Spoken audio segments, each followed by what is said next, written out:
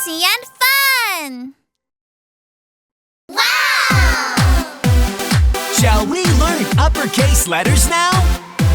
Here we go! Einfaches und lustiges Alphabet. Lass uns Großbuchstaben lernen. A, dreieckiges Airplane A. B, stilles Bread B. C, runde Cucumber C. D, Halbmond geformtes Dolphin D. E, schlafender Elephant E. F, wehende Flag F. G, runde Globe G. H, Hand in Hand Handshake H. I, ich bin's I am I.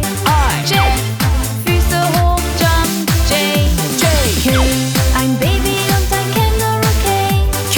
L, sitzender Lion L. M, zwei Mountains M. N, sitzen, schlafen, napping N. O, kreisförmige Orange O. P, sein Profil des Penguin P. Q, sei leise, be quiet Q. R, rennender Mann Running R. S, gewelltes Snake S. T, kurzarmiges T-Shirt T. U, umdrehen U-turn U. V, giving victory V.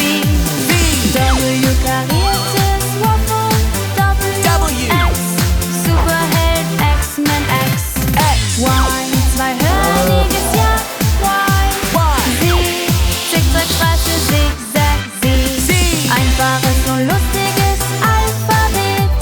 Jetzt kennen wir die Großbuchstaben.